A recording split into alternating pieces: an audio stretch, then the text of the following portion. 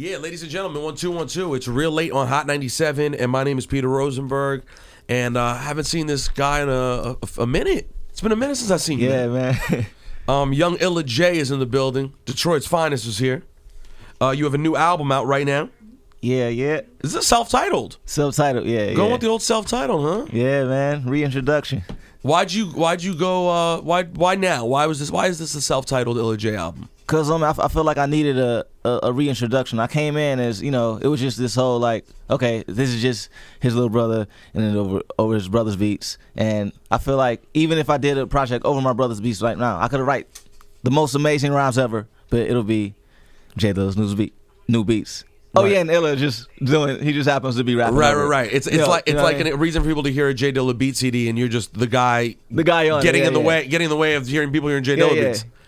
So is there no J Dilla on this album? Not on this particular project, but I feel like my brother put it together in a way. I know it was meant for me to work with Potato Head people. Like they definitely, I don't know. I feel like my voice with their production is just like it marries well. I mean, here's the funny thing is that the first time I met you, which was, man, what was that, already 6 or 7 years ago? Yeah. Like I was pretty new up here when your project came out. And it did have your brother's beats on it, but I could still tell very early that you were very much your own person stylistically. And I'm glad to see that you've stuck with it, because I'm sure there were challenges. As much as everyone must think like, oh man, what a blessing, like your brother's a legend. Tell me about what are some of the positives of having a brother of that legendary status, and what is some of the negatives of it? Positives. Obviously, like you slum in your basement making music, and Pete Rock, like yo, little bro, you know what I mean, and Common, and just being able to meet all the like people that I look up to, like that's just awesome. Like even though they call me like bro and stuff, I still bugging out like yo, like that's like you know what I mean. Mm-hmm. But obviously the other side of things is that the fact that it's the whole perception that it's easier just because, but it's the opposite, because I come in with expectations already. Like the average artist, you could just be whatever, and like you don't necessarily have expectations when you come in. It's just like, okay, what can this guy do? But I'm automatically put up like, okay, I got this crazy bar, and then not only that, then I go do work with Slum. Then I got the LZI bar mixed with the J Dilla bar. So I'm like, okay, now I got to step on my lyrics. But I appreciate it though, because it make me push harder. If anything, I would say that's the one thing where like a lot of artists come up and they have a lot of like, yes man, like yeah man, he's dope because it's the homie.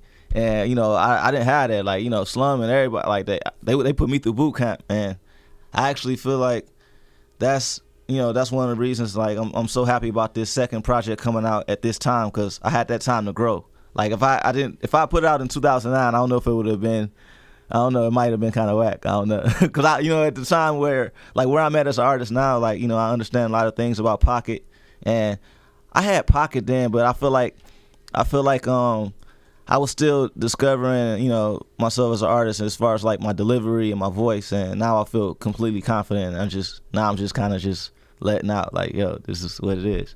Well, I'm glad that you're in the place that you're in. Like I said, I thought you started off really strong, but I'm excited to hear this project and see where you're at now. I see that the Young Mocha Only's on here a bunch of times. Yeah. I've been a fan of his for a long time. Canadian MC. How that relationship start? Because obviously you guys must be pretty tight. You decided to use him throughout the record. Yeah. Well, actually he's super close with Nick Wisdom, and like when we started making the album, I would we just bang out a bunch of joints, and he would play it for Mocha, because it's his homie, and then he would just jump on some joints, and it just happened that it just flowed right with, like he would be writing the concept of the song in the pocket of kind of where I'm going with things, and it just flowed. It was like natural. So like a lot of the songs, it sound like we in the studio together, but he actually did all his verses in van. I recorded the whole album in Montreal, but yeah, Mocha, that's the homie. Why do you record just because of your production team? That's why you were in Montreal? Oh no, I actually moved to Montreal to be with my girlfriend. We were going back and forth Detroit, Montreal, and then I decided to move out there. But then like Frank actually worked with Potato Head people first, and when Frank Nitt? Yeah, Frank Nitt, yeah.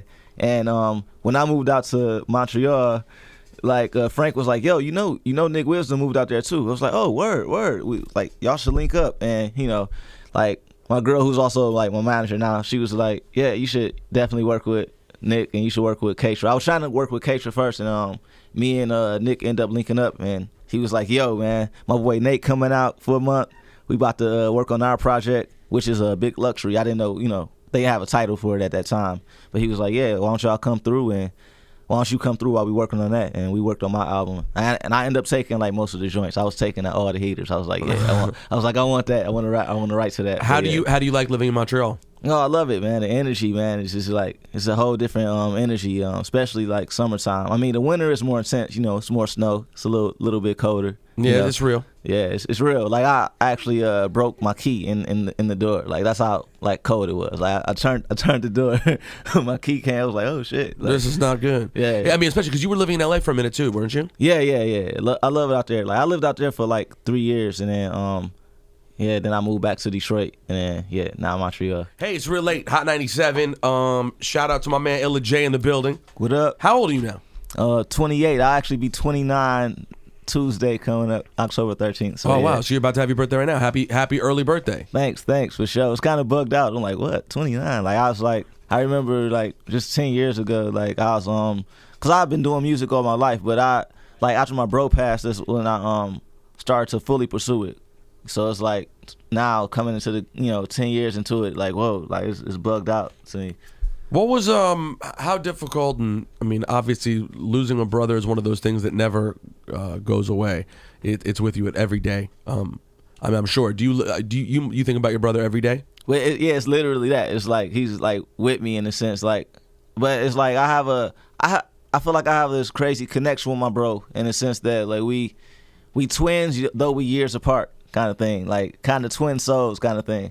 Cause in a way, like what I'm doing is continuing what he was already doing, but not on purpose. Not like, okay, this is my plan to do exactly that. It's just what it is. One of those things. Cause I know he wanted to push his solo career more too. It's just that he had so much production work that most people only knew him as a producer. Even though people know he spit and all that, but he was also a well-rounded MC. And he sing and all of that stuff. Yeah, no, he harmonized really nicely too. Yeah. Do you are you always just happy at the level of love and credit he's gotten since he passed, or do you ever feel frustration about that? It feels like certainly the Dilla bandwagon has grown much bigger in the years since his passing.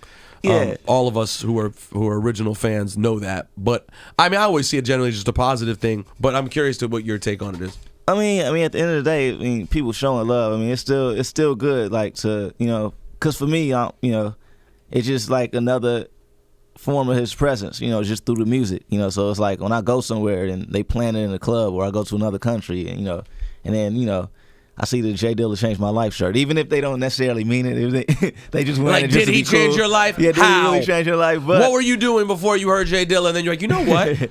I need to rethink everything I'm doing. They were sitting there one day, and then they heard F the Police, and they're like, you know what? Everything's different now. Yeah. But still, no, I appreciate the sentiment too. And I mean, it's great because I've actually seen his name has now been put in the conversations, rightfully so, in my opinion, with the greatest producers of all time. And people are forced to acknowledge it, even when I know some of the people saying it don't really have the knowledge base of his body of music, because he doesn't have as many signature hits as a lot of people do. Yeah.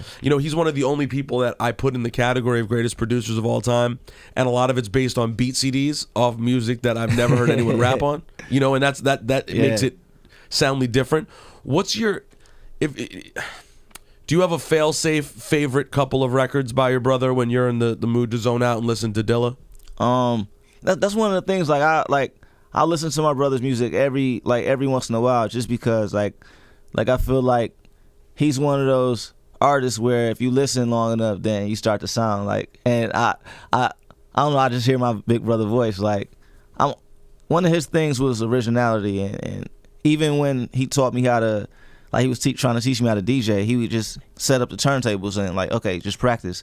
His thing was always develop your own style. So it's like even with a lot of my favorite artists, I don't listen to them a lot. Especially when I'm recording. I can't listen to Prince. Especially when I'm working on my album, because then I'll start to just try to jack. Naturally end up jacking a little bit. Yeah. And I'm like, nah, I don't want to do that.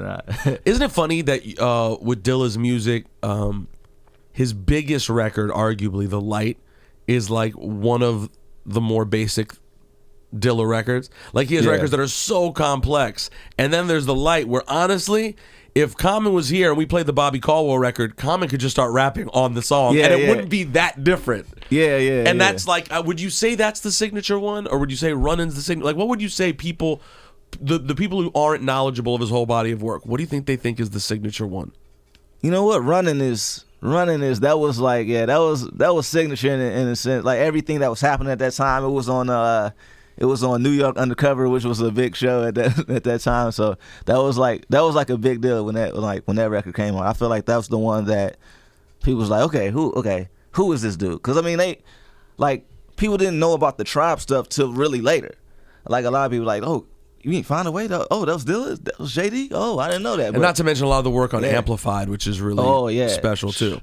And then the Common records, besides The Light, there were so many that were really, really good. Yeah. But it's funny, I mean, I do think he gets underrated in the rapping department quite a bit. And that's why I was excited to see the F the Police reissue for Record Store Day. I thought that was cool. Yeah. Albeit very expensive. I'm not going to lie about it. But it was a very, very cool record. I also think, honestly, so F the Police is arguably my favorite beat ever, or it's like in the conversation. But in terms of songs that I love to just hear and get me happy to hear, Crushin's very high on my list. Oh yeah, that's the one. It's like, again, like, you know, like a lot of the stuff that he was doing then, a lot of people like take credit for a lot of stuff, but not even realizing he started a lot of that stuff. Like in even in Crushin', he was doing all the stuff like that Crushin' and on J-Lib too. He would do raps where he would do like a little cadence where he would have space in between it, and like and people start, you know, it was people doing it afterward, you know. Yeah. And, you know, and they take the credit for it, but he was already doing all that type of stuff. You know? Yeah, no, the nice thing with him is that the people who know really know, you know what I'm saying? Yeah. What do you think, what song would you do you think he'd be most into off of this project, the Illa J album? Let me see. I would say which one would you have been the most geeked to be like, yo, big bro, I need to play you this joint right here? Honestly, the whole project as a whole, because it's kind of it's a little bit of everything. I delve into like cypher, I would say, quote unquote cypher hip hop, as far as like All I Need, because of the beat. It's like, I'm like, all I need is that James Brown funky drummer, Henny Pineapple in a plastic cup. Basically, I'm just saying that's all I need. Just give me a break beat, give me a drink, and I'm gonna spit some stuff. That's basically the concept of the song. So it's like, that's like the cypher joint. And then Strippers is like, you know, I mean he can obviously relate to that because he spent a lot of time in the strip club. Yeah, I know. You know, but you know what? Strippers, actually, that's the joint that he would be like woo, like. But I mean, honestly, I really think the whole project, like, it would be bugged out to play it for him right now. Like, it'd be like crazy. I know he'd be like, okay, word. All right, well, listen, man, I'm really happy for you. Go out and support great hip hop. You know what I'm saying? Like, this is a kid who's been putting a lot of work for a long time.